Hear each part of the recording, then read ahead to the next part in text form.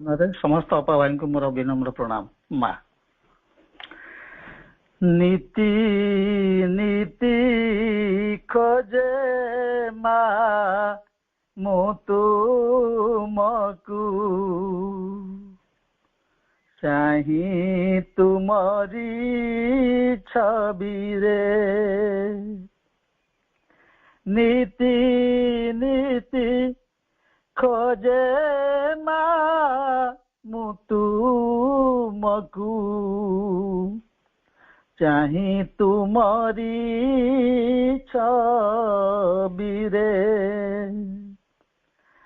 नीति नीति खोजे संज सकाळे मो हृदय बेदी परे मो हृदय बेदी परे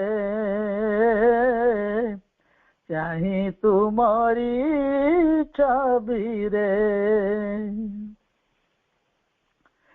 नीति नीति खोजे तुमरी आखि रे मो आखिरू ढाली नीर नीति नीति खोजे तुमरी आखि रे मो आखिरू ढाली नीर हसी हसी कुह तुमारी हसरे तुमे मोर आपणार मो आखिरू ढाली नीर नीति नीति खोजे तुमरी प्रेम माँ भरिबा को हृदय रे नीति नीति झुरे लोटी जीवा पाई नीति नीति झुरे लोटी जीवा पाई तुमरी पद जुगले भरिबा हृदय रे तुमरी परसे नीति नीति दिय अमृत मधु परस तुमरी परसे नीति नीति दिय अमृत मधु परस तुमरी श्रीमुख हरि निये सबु जीवनर अवशोष अमृत मधु परस माँ जीवनर अवशोष माँ अमृत मधु परस। वंदे मातरम। प्रणाम।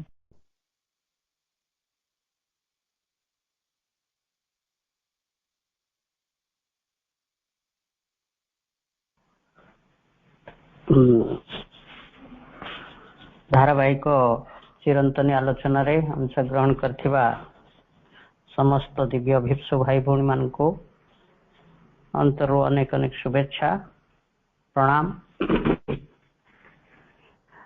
आज कार्यक्रम नेतृत्व नौचंती सम्मान्य उषापा एवं कार्यक्रम रे सहयोग करथिबा सम्मान्य राजश्री अपा सम्मानास्पद प्रतिभास भाई समस्त को हृदय अनेक अनेक सम्मान श्रद्धा। धारावाहिक चिरंतनी आलोचना रे आज आम 78 पृष्ठा निम्न प्रवृत्ति गुड़ी को प्रत्याख्यान कर तार प्रथम भागटी को आलोचना करवा। पूर्ववत आम जमती गत अधिवेशन में जहाँ आलोचना करके मन पकईकि तार सारांशटी को आलोचना करमती आसू सेमती आज भी सेया करवा। ଆଜିର ବିଷୟଟି ମଧ୍ୟ ସେଇ ପୂର୍ବ ବିଷୟଟି ସହିତ ତାର ସମ୍ପର୍କ ରହିଛି, ବା ପୂର୍ବ ବିଷୟଟିର ଆଜି ବିଷୟଟି ହେଉଛି ଗୋଟେ ପରିବର୍ଦ୍ଧିତ ବିଷୟ। ସେଥିରେ ସେ ବିଷୟଟି ଥିଲା ବାହାର ପଟୁ ଆରମ୍ଭ କରିବା। ସେଥିରେ ମା କହିଥିଲେ ଯେ ପୃଥିବୀ ଉପରେ ଥିବା ଶକ୍ତି ଗୁଡ଼ିକ ସମସ୍ତେ ନିଜକୁ ପ୍ରକାଶ କରିବାକୁ ଚାହୁଁଥାନ୍ତି। ଯେତେ ଶକ୍ତି ସବୁ ଅଛନ୍ତି, ଯେତେ ଦିବ୍ୟ ଶକ୍ତି ଅଛନ୍ତି ଆଉ ଯେତେ ଅଦିବ୍ୟ ଶକ୍ତି ଅଛନ୍ତି ବା ହସ୍ଟାଇଲ ଫୋର୍ସେସ୍ ଅଛନ୍ତି, ସମସ୍ତେ ପ୍ରକାଶିତ ହେବାକୁ ଚାହାନ୍ତି। କିନ୍ତୁ ପ୍ରକାଶିତ ହେବା ପାଇଁ ଗୋଟେ ମାଧ୍ୟମ ଦରକାର। ବିନା ମାଧ୍ୟମରେ ସେମାନେ ପ୍ରକାଶିତ ହେଇପାରିବେନି। ତେଣୁ ଆଉ ସବୁଠାରୁ ଭଲ ମାଧ୍ୟମଟି ହେଉଛି ମଣିଷ। ତେଣୁ ସେଇ ଅଦିବ୍ୟ ଶକ୍ତି ମାନେ ମଣିଷକୁ ମାଧ୍ୟମ କରି ପ୍ରକାଶିତ ହେବାକୁ ଚାହାନ୍ତି। କାହିଁକିନା ମଣିଷ ସବୁ କରିପାରିବ, ଜାଣିପାରିବ, ବୁଝିପାରିବ, କରିପାରିବ। ତେଣୁ ଏଇଟା ଗୋଟେ ଭଲ ମାଧ୍ୟମଟେ। କିନ୍ତୁ ମଣିଷ ଗୋଟେ ସଚେତନ ଜୀବ ହିସାବରେ ଯଦି ସେଇ ଅଦିବ୍ୟ ଶକ୍ତି ମାନଙ୍କୁ ପ୍ରକାଶିତ ହେବା ପାଇଁ ମଣିଷ ଯଦି ନ ଚାହିଁବ, ତାହେଲେ କିଛି ଗୋଟେ ପ୍ରତିବନ୍ଧକ ସୃଷ୍ଟି କରିବାକୁ ପଡିବ ସେଇ ଅଦିବ୍ୟ ଶକ୍ତି ମାନଙ୍କ ବିରୁଦ୍ଧରେ। ମା କହିଥିଲେ ଯେ ସେଇ ଶକ୍ତି ମାନଙ୍କ ବିରୁଦ୍ଧରେ ତୁମେ ଯଦି କିଛି ପ୍ରତିବନ୍ଧକ ଛିଡା କର, ତାହେଲେ ସେମାନେ ସେଇ ପ୍ରତିବନ୍ଧକ ଉପରେ ବାରମ୍ବାର ଆଘାତ କରନ୍ତି। ଆମେ ଗତ ଅଧିବେଶନରେ କେତେ ଗୁଡେ ଉଦାହରଣ ନେଇ ଏ କଥାଟିକୁ ବୁଝିଥିଲେ। ଆଜି ମଧ୍ୟ ସେ ଉଦାହରଣଟିକୁ ଉପସ୍ଥାପନ କରିବା। ଧରାଯାଉ ଜଣେ ବ୍ୟକ୍ତି ଅଯଥାରେ ଆଉ ଜଣକୁ ଗାଳି ଦେଉଛି। ଗାଳି ଦେବା, ଖରାପ କଥା କହିବା, ଏଗୁଡିକ ତ ଗୋଟେ ଅଦିବ୍ୟ ଶକ୍ତିର କାର୍ଯ୍ୟ। ଯଦି ଗାଳି ଶୁଣୁଥିବା ଲୋକଟି ସେ ଅଦିବ୍ୟ ଶକ୍ତି ବିରୁଦ୍ଧରେ ଶାନ୍ତ ରହିବା ପାଇଁ ପ୍ରୟାସ କରିପାରିବ। ଶାନ୍ତ ରହିବା କଥାଟି ହେଲା ସେଇ ଅଦିବ୍ୟ ଶକ୍ତି ବିରୁଦ୍ଧରେ ଗୋଟେ ପ୍ରତିବନ୍ଧକ ଠିଆ କରିବା। ଅର୍ଥାତ୍ ଶାନ୍ତ ରହିବା ବ୍ୟକ୍ତିଟି ସେଇ ଅଦିବ୍ୟ ଶକ୍ତି ତା ନିଜ ଭିତରେ ପ୍ରକାଶିତ ନ ହେଉ, ସେଇଥିପାଇଁ ସେ ଯୋଉ ପ୍ରତିବନ୍ଧକଟିକୁ ଠିଆ କରୁଛି ସେଇଟା ହଉଛି ଶାନ୍ତ ରହିବା। ତେଣୁ ଗାଳି ଦଉଥିବା ଲୋକଟି ନୀରବତା, ଏଇ ଯୋଉ ପ୍ରତିବନ୍ଧକଟି ଆମେ ଠିଆ କଲୁ ନୀରବତା, ସେଇ ନୀରବତା ଉପରେ ସେ ଆଘାତ କରିବ। କେମିତି ଆଘାତ କରେ ନା, ଏମିତି ସବୁ କଥା କହିବ, ଏମିତି କଥା କହିବ ଯେପରିକି ତାର ନୀରବତା ଭାଙ୍ଗିବ।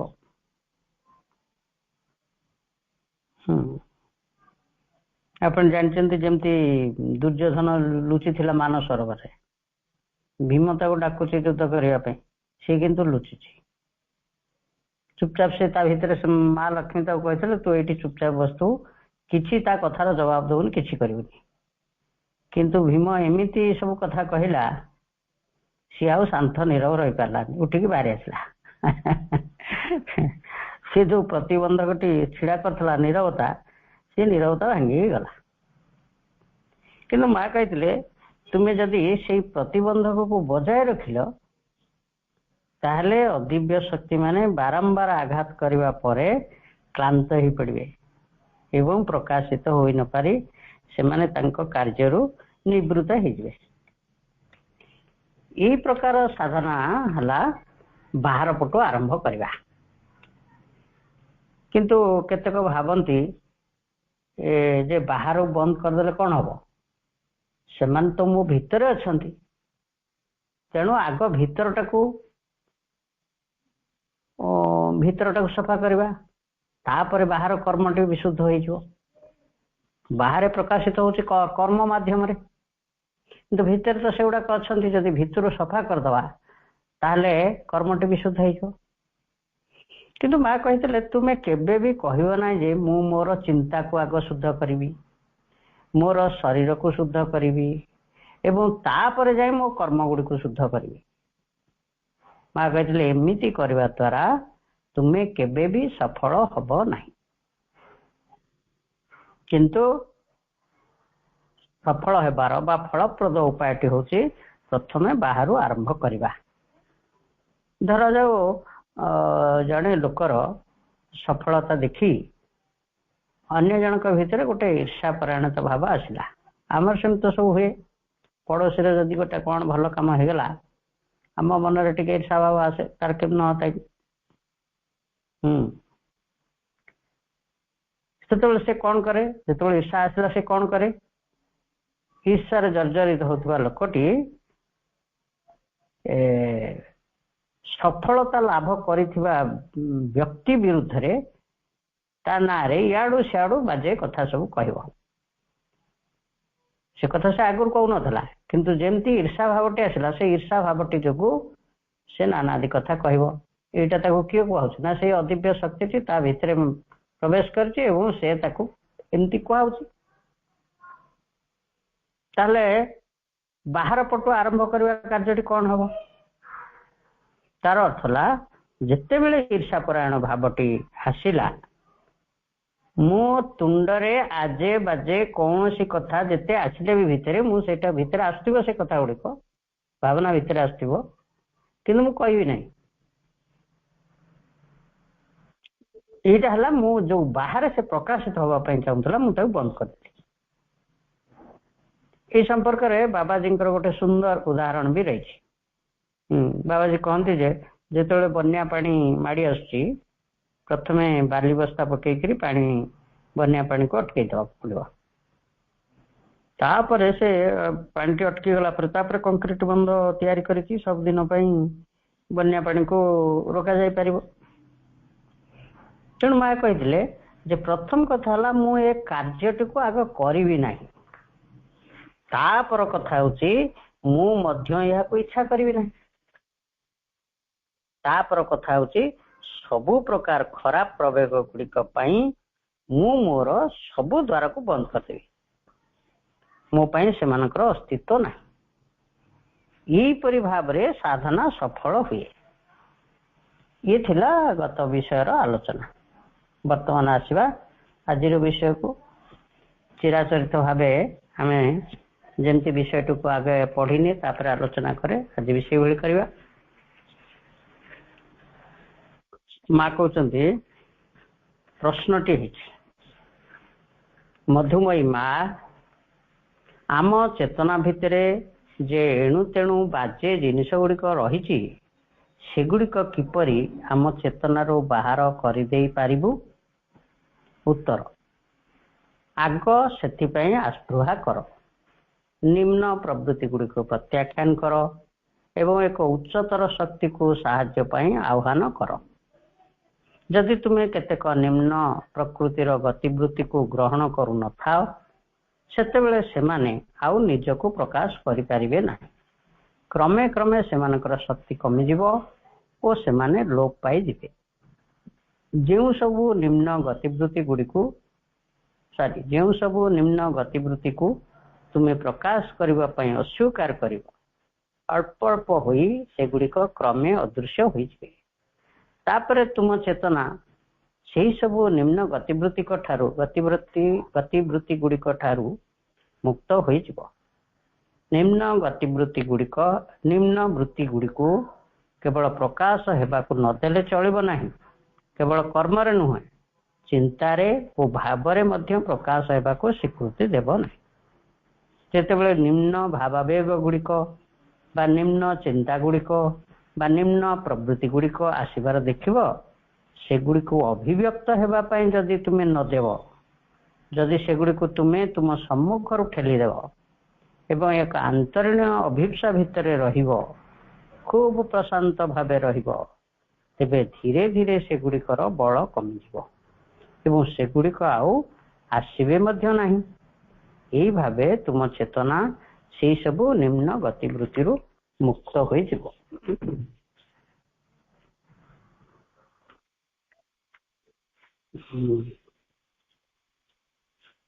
ବିଷୟଟି ଆରମ୍ଭ ହେଲା ଗୋଟେ ପ୍ରଶ୍ନରୁ।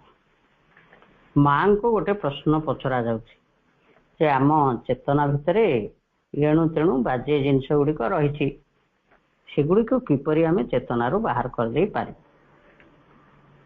ଗତ ଅଧ୍ୟାୟଟିରେ ଆମେ ଯାହା ଆଲୋଚନା କଲେ ସେଗୁଡ଼ିକ ହେଲା ବାହାରୁ ଆସୁଥିବା ଅଦିବ୍ୟ ଶକ୍ତି ମାନଙ୍କୁ ପ୍ରକାଶିତ ନହେବା ପାଇଁ ମାଧ୍ୟମ ନହେବା, ବାହାର କଥା ଆମେ ପଢ଼ିଥିଲେ।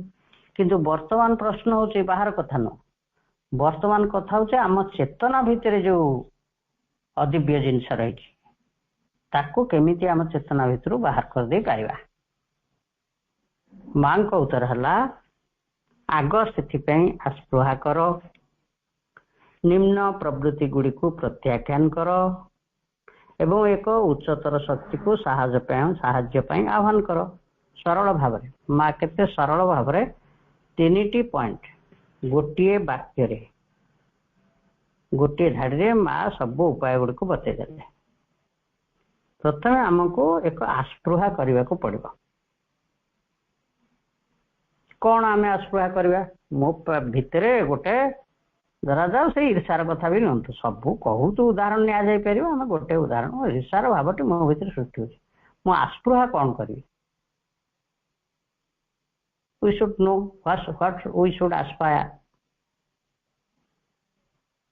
সেই ଧରାଯାଉ ସେଇ ଈର୍ଷାର ଉଦାହରଣ ନେଇ ମୋ ପଡ଼ୋଶୀର ସଫଳତା ଦେଖି ମୋ ଭିତରେ ଈର୍ଷା ଭାବ ସୃଷ୍ଟି ହେଉଛି, ତାହେଲେ ମୁଁ କ'ଣ ଆସ୍ପୃହା କରିବି? ଆସ୍ପୃହା କ'ଣ କରିବି? ଆସ୍ପୃହା କରିବି, ଆସ୍ପୃହା ସବୁବେଳେ ଦିବ୍ୟ ଜିନିଷକୁ ଚାହିଁବା, ତାହେଲେ ମୁଁ ସଦିଚ୍ଛାର ଭାବଟିକୁ ଆସ୍ପୃହା କରିବି। ଯେମିତି ଈର୍ଷାର ଭାବଟି ଯେମିତି ସୃଷ୍ଟି ହେବ, ଯେହେତୁ ଆମେ ମାଙ୍କ କୃପାରୁ ଏ ବିଷୟରେ ସବୁ ସଚେତନ ହେଲୁଣି, ଆମ ଅନ୍ତର ଭିତରେ କ'ଣ କ'ଣ ସବୁ ଜିନିଷ ଚାଲିଛି ଆମେ ସେ ବିଷୟରେ ସଚେତନ ହେଲୁଣି। ଯେତେବେଳେ ମାଙ୍କୁ ଜାଣିନଥିଲେ, ଯେତେବେଳେ ଏ ବିଷୟ ସବୁ ପଢ଼ୁନଥିଲେ, ଆମ ଭିତରେ ଯାହା ଗତିବୃତ୍ତି ଆସୁଥିଲା ସେଗୁଡ଼ାକ ଆମେ ଚରିତାର୍ଥ କରୁଥିଲୁ। କିନ୍ତୁ ପଢ଼ିବା ପରେ ଆଲୋଚନା ଭିତରେ, ପାଠଚକ୍ର ଭିତରେ ଆମେ ତ ସଚେତନ ହେଇଗଲୁଣି। ହଁ, ଆମ ଭିତରେ କେତେ କେତେ ଅଳିଆ ଆବର୍ଜନା ସବୁ ରହିଛି, ଆମେ ତ ସଚେତନ ହେଇଗଲୁଣି। ତାହେଲେ ଯେମିତି ଗୋଟେ ଈର୍ଷାର ଭାବଟେ ଆସିଲା, ମୁଁ ଆସ୍ପୃହା କରିବି ସଦିଚ୍ଛାକୁ ନା, ସଙ୍ଗେ ସଙ୍ଗେ ମୁଁ ଆସ୍ପୃହା କରିବି ମୋ ଭିତରେ ସଦିଚ୍ଛାର ଭାବଟି ସୃଷ୍ଟି ହଉ, ବା ସେଇ ବ୍ୟକ୍ତି ପ୍ରତି ଗୋଟେ ସଦିଚ୍ଛାର ମନୋଭାବ ପୋଷଣ କରିବା।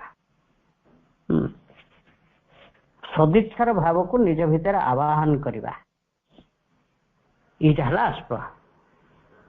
ଆସ୍ପୃହା ସହ ଆଉ କ'ଣ କରିବି? ମା କହୁଛନ୍ତି ଏଇଟା ହେଲା first phase, I must be silent and ମୁଁ ସଦିଚ୍ଛାର ଭାବଟିକୁ ଆସ୍ପୃହା କରିବି, ବାରମ୍ବାର ତାକୁ ଆବାହନ କରିବି। ତାପରେ ମା କହୁଛନ୍ତି ନିମ୍ନ ପ୍ରବୃତ୍ତି ଗୁଡ଼ିକୁ ପ୍ରତ୍ୟାଖ୍ୟାନ କର। ଆସ୍ପିରେସନ ସହିତ ଆମ ରିଜେକ୍ସନ ବି ହେବା ଦରକାର, ଅର୍ଥାତ୍ ସେଇ ଇଚ୍ଛାକୁ ଆମକୁ କହିବାକୁ ପଡ଼ିବ ଯେ ୟୁ ଆର୍ ନଟ୍ ଆଲାଉଡ୍, ତୁମ ପାଇଁ ମୋ ଏଇ ମନ୍ଦିର ଭିତରେ ଜାଗା ନାହିଁ।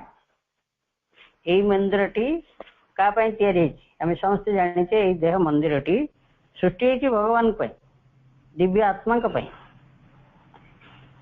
ତେଣୁ ଏଥିରେ ଭଗବାନ ରହିବେ, ତୁମ ପାଇଁ ଏଥିରେ ଜାଗା ନାହିଁ, ତୁମେ ଏଠାରେ ଚାଲିଯା। ଇଏ ହେଲା ପ୍ରତ୍ୟାଖ୍ୟାନ। ତାପରେ କ'ଣ କରିବା ନା, ଏକ ଉଚ୍ଚତର ଶକ୍ତିକୁ ସାହାଯ୍ୟ ପାଇଁ ଆହ୍ୱାନ କରିବା, ଅର୍ଥାତ୍ ଅଭିପ୍ସା, ତାପରେ ପ୍ରତ୍ୟାଖ୍ୟାନ ଏବଂ ତାପରେ ମାଙ୍କ ନିକଟରେ ସମର୍ପଣ। ମାଙ୍କୁ ଖୋଲାଖୋଲି କହିବା, ଦେଖନ୍ତୁ ମା, ମୁଁ ତ ହେଉଛି ଏଇପରି, ମୋ ଭିତରେ ଏଇସବୁ ଜିନିଷ ଅଛି। ଇଏ ଦେହ ମନ୍ଦିରଟି ଆପଣ ତିଆରି କରିଥିଲେ, ଏଇଠି ଦିବ୍ୟ ଆତ୍ମାଙ୍କର ନିବାସ ସ୍ଥଳ ରୂପେ ଆପଣ ହିଁ ଏ ଶରୀରଟାକୁ ଗଢ଼ିଛନ୍ତି, କିନ୍ତୁ ହେଲେ ଏଥିରେ ଅନେକ ଅଦିବ୍ୟ ଶକ୍ତି ରହିଛନ୍ତି, ମନ୍ଦିରଟି ଅଶୁଦ୍ଧ ହେଇକି ରହିଛି। ମା, ତୁମ କୃପା, ତୁମର ଶକ୍ତି ଏହାକୁ ରୂପାନ୍ତରିତ କରିପାରିବ। ଆମେ ପଢିଛେ Savitri, the alchemist energy is hers. Alchemist energy ମାନେ ରୂପାନ୍ତରକାରିଣୀ ଶକ୍ତି। ମାଙ୍କର ଗୋଟେ ରୂପାନ୍ତରକାରିଣୀ ଶକ୍ତି ଅଛି। ତେଣୁ आमे मां को आवाहन करवा रूपांतर पाई तापर मां कहते जदि तुम्हें केतेक निम्न प्रकृति को ग्रहण करू न था सेतेबेले सेमाने आउ निजको प्रकाश करिपारिबे नाही क्रमे क्रमे सेमानक शक्ति कमिजिव और सेमाने लोप होइजिवे केमती आम ताको बुझिबा ना आम चेतना भितरे जहा अदिव्य होई रही आमे सेगुडी को ग्रहण करवा नाही ग्रहण करवा नाही कौन आमे आम भितर तो सेगुडा अच्छे आम ग्रहण करवा नाही कौन यहीटा केमिति कथा आम भितर जिनसटा आम चेतनार गोटे अंश से ग्रहण करवा नाही कौन या पूर्वरु आजिर आलोचना पूर्वरु पृष्ठा 75 रे जेतेबेले अस्तिवाचक और नास्तिवाचक मार्ग 2 इथिरे आमे आउ गोटे कथा पढ़िथिले कौन कथा पढ़िथिले ना मां कहिथिले जे तुमे तुम सत्ता मध्यरे जहा किछि अछि से सब को ग्रहण करी सत्तार समस्त प्रतिक्रिया को ग्रहण करी निजर चैत्य सत्तार सम्मुख निजर चैत्य सत्ता सम्मुख रे उपस्थापन करिया पे हेले वर्तमान मां कहले तुमे जदि निम्न प्रकृतिर गतिवृत्ति को ग्रहण करू न था ये तो दुई प्रकार कथा है गला से दिनर कथा से दिन आलोचना जार मन थिबो जे आमे आलोचना करथले आमे सब ग्रहण करिकरी ये मो चेतनार अंश चैत्य सम्मुख रे छिड़ा हवा पड़े ये कथा मां कहितला आज मां कहले ग्रहण करबा नाही हमको दुई प्रकार लागुची किंतु प्रकृति रे दिटा दी प्रकार कथा नहीं सेठी मां कहितले जे तुमर जो निम्न सत्ता अर्थात ये जो निम्न गतिवृत्ति को प्राणी को गतिवृत्ति आमे प्राण को प्रत्याख्यान करवा कि तार गतिवृत्ति गुड़ी को प्रत्याख्यान करवा प्राण को प्रत्याख्यान करवा नहीं तेणु मां कहते निम्न सत्ता गुड़ी को ओ तार क्रियाकलाप गुड़ी को ग्रहण करके चैत्य सम्मुख रे ठिया जा मां देखेदेवे कोटा अदिव्य कोटा अदिव्य नुहे से कहते बर्तमान आम जो जानी गलुणी ये गुड़िक हूँ अदिव्य ताले जो गतिवृत्ति गुड़िक अदिव्य आमे ताकू ग्रहण करवा नहीं ताकू आमे चैत्य केन्द्रटी सहित जोड़िबा प्राण को ये गतिवृत्ति को जोड़िबा जा फल कि से निम्न जिनिसटी जहा कौनसी ना कौनसी दिव्य गुणर विकृति फल सृष्टि गुड़िक जहा अदिव्य बोली आम कहूँ आम तो जदि पुणी लाइफ डिवाइन 5 डिवाइन याड को पलैबा प्रभु भाषा जदि व्यवहार करिया डिवाइन अनडिवाइन बोली किछि नाही सब गोटे जिनस किंतु पुणी सब एमतिया विकृति सब कहीं ना विकृति होती जहा भल ताहा निम्न को आसबार विकृत होती ओरिजिनल ठारू विच्छिन्न होती वास्तव से जहा सेया निम्न रे सेया नाही वास्तव ओरिजिनली से जहा थिला सेया जदि हेजियो ताले दिव्य हे गला किंतु से जाओ निम्न रे तो ये गतिवृत्ति अछि ना छी जो कहीं कहली जे जदि ईर्षा भावटी सृष्टि होची आमे अभिप्सा जतल करबा सदिच्छा को अभिप्सा करबा सदिच्छार भाव आसिले ता प्रति ईर्षार भाव रहबा ऐसे सदिच्छार भावटी निम्न रे विकृत है ईर्षार भाव नहीं तेणु से दिव्य गुणटी संपर्क रे आमे जदि सचेतन हवा अर्थात निम्न गुणटी आमर यथार्थ गुण नुहे कौनसी ना कौनसी यथार्थ दिव्य गुणटी विकृत हो जाए तेणु आमे चैत्य सम्मुख रे हाजर हेले वास्तव रे सेटा काहार विकृति हमको जना पड़े जहाँफल आमको अभिप्सा करने सुविधा हुए चैत्य हमको चिन्हे आमे कौन हवा आ वर्तमान को अवस्था अच्छे एटा चिन्हे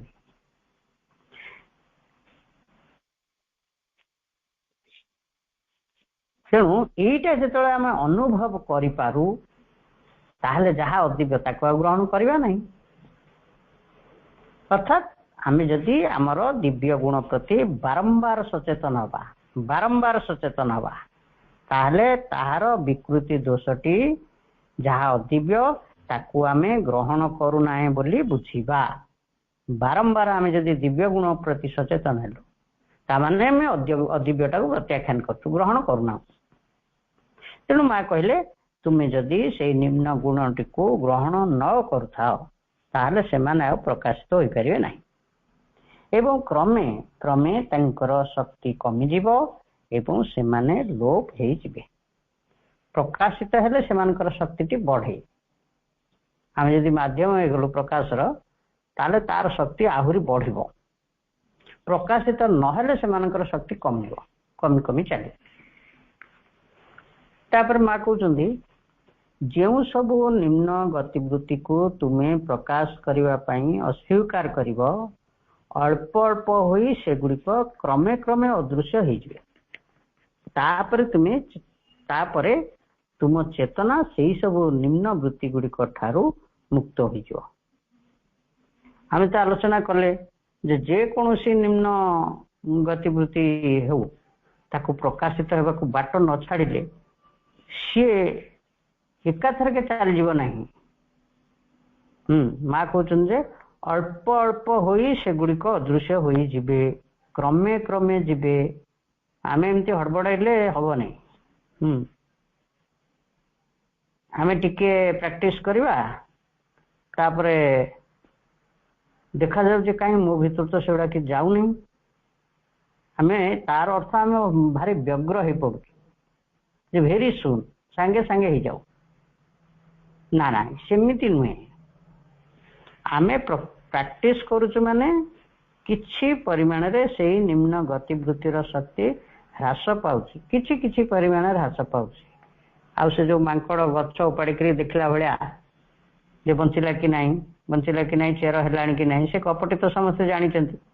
ମାଙ୍କଡ କେମିତି ବଗିଚାରେ ତା ମାଲିକ ତାକୁ କହିଯାଇଥିଲା ତୁ ପାଣି ଦବୁ ସେ ଗଛର ଚେର ଲାଗିବ, ତାପରେ ସେ ଯେମିତି ଉପାଡ଼ିକିରି ତାକୁ ସବୁ ଦେଖୁଥିଲା।